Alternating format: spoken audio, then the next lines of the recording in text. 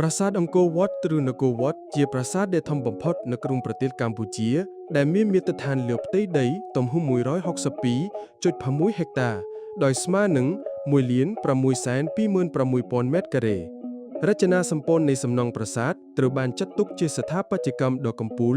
នៃអច្ឆរិយវត្ថុរបស់ពិភពលោកដែលត្រូវបានសាងសង់ឡើងក្នុងសតវត្សទី 12 ដោយព្រះបាទសូរ្យវរ្ម័នទី 2 ដែលជាព្រះមហាក្សត្រនាសម័យកាលចក្រភពខ្មែរប្រាសាទនេះសាងសង់ដើម្បីឧទ្ទិសឲ្យព្រហ្មញ្ញសាសនានៃលទ្ធិជំនឿលើព្រះវិស្ណុដោយនេះហើយប្រាសាទអង្គរវត្តត្រូវបានគេសមុទ្រថាជាប្រាសាទសាសនាដែលធំបំផុតនៅលើពិភពលោកដែលជាប់ក្នុងកំណត់ត្រាពិភពលោក Guinness World Records ក្នុងអំឡុងឆ្នាំ 1980 ប្រាសាទអង្គរវត្តត្រូវបានកសាងឡើងក្នុងឆ្នាំ 1122 នៃគ.សករាជដែលត្រូវនឹងសតវត្សទី 12 ក្នុងរជ្ជកាលព្រះបាទសូរ្យវរ្ម័នទី 2 ដែលប្រាសាទនេះបានសាងឡើងក្នុងពហុបំណងច្រើនយ៉ាងរបស់ព្រះអង្គដោយការឧទ្ទិសឲ្យអង្គទេពព្រះវិស្ណុការរំលឹកដល់ស្នាដៃរបស់អង្គខ្លួនឯងផ្ទាល់ផងការផ្ដល់ជាទីឋានបរមសុខនៅពេលដែលទ្រង់សោយទិវង្គតនៅពេលខាងមុខផងដែរ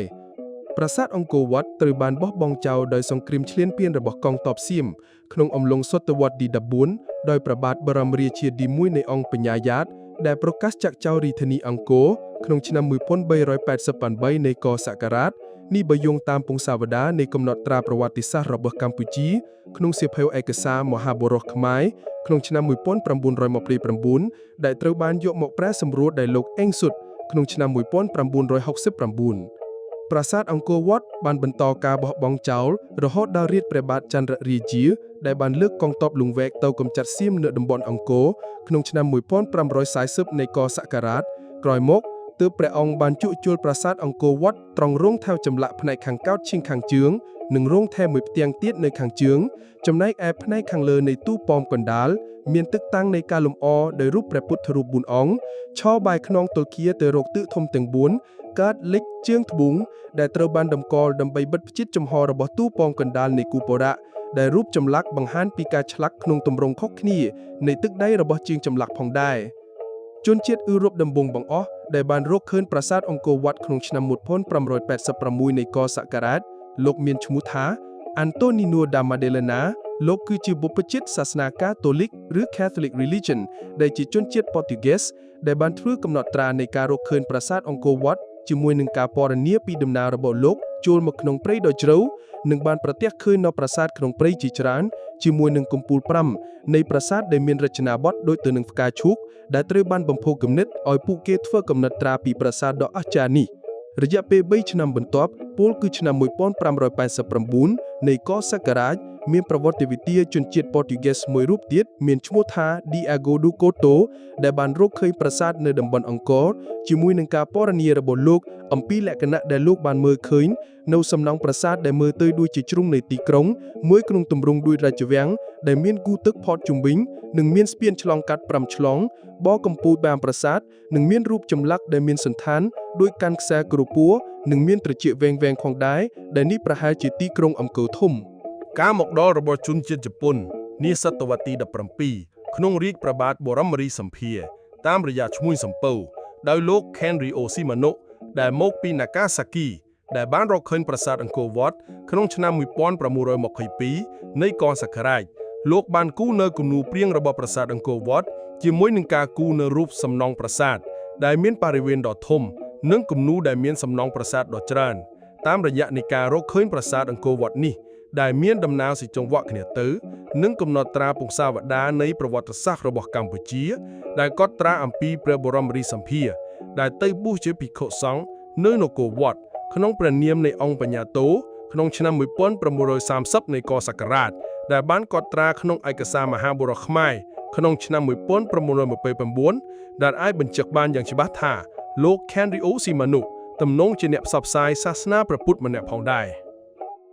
ការរកឃើញប្រាសាទអង្គរវត្តរបស់លោក Charlie Emmanuel Bulwark ដែលជាបេសកជននៃអ្នកផ្សព្វផ្សាយសាសនានិងជាអ្នករុករកជនជាតិបារាំងដែលបានមកទស្សនាអង្គរក្នុងខែធ្នូឆ្នាំ 1850 ហើយលោកបានបកពុម្ពផ្សាយដំណើររឿងនៃការរុករករបស់លោកក្នុងប្រទេសកម្ពុជាក្នុងឆ្នាំ 1858 មុនពេល 2 ឆ្នាំនៃការមកដល់របស់លោក Henry Mohot ក្នុងឆ្នាំ1860នៃកសករាជលោក Charlie Emmanuel បានមកដល់កូសាំងស៊ីននៅឆ្នាំ1849ហើយគាត់បានបន្តបណ្ដាលនៃការរុករករបស់គាត់និងបានឃើញអង្គរវត្តក្នុងឆ្នាំ1850ហើយពី3ខែក្រោយមកលោកបានស្នាក់នៅជាមួយប្រជាជនព្នងនៅភាគឦសាននៃប្រទេសកម្ពុជាហើយធ្វើដំណើរពីសម្បូរទៅហាធៀនក្នុងរយៈពេល9ថ្ងៃបន្ទាប់មកស្នាក់នៅប្រទេសឡាយក្នុងឆ្នាំ1853ទើបត្រឡប់មកកម្ពុជាវិញនៅឆ្នាំ1855ដែលបានមកខេត្តបាត់ដំបងបន្ទាប់មកលោកបានត្រឡប់ទៅអឺរ៉ុបវិញដោយបម្រើការជាអាចារ្យនៃស៊ូហ្គាន់ពីឆ្នាំ1867ដល់ឆ្នាំ1873ក្រោយមកទើបឆ្នាំ1878ទើបលោកបោះពុម្ពផ្សាយនៅដំណើររុករករបស់លោកនៅកម្ពុជាទោះជាយ៉ាងណាការចេញផ្សាយរបស់លោកគឺនៅពេលក្រោយនៃការចេញផ្សាយរបស់លោក Henry Mohot ដែលបានចេញផ្សាយនៅទិនានុប្បវត្តិនិងគំនូររបស់គាត់ទាក់ទងនឹងប្រាសាទអង្គរវត្តផងដែរប្រាសាទអង្គរវត្តត្រូវបានសាងសង់ឡើងក្នុងឆ្នាំ1122នៃកសករាជដែលត្រូវនឹងសតវត្សទី12ក្នុងរាជរជ្ជកាលព្រះបាទសូរ្យវរ្ម័នទី2ប្រាសាទនេះសាងសង់ឡើងដើម្បីឧទ្ទិសឲ្យព្រហ្មញ្ញសាសនានៃលទ្ធិជំនឿលើព្រះវិស្ណុប្រាសាទអង្គរវត្តមានកម្ពស់សរុបប្រមាណជា65ម៉ែត្រនិងមានជើងសសរសរុបប្រមាណជា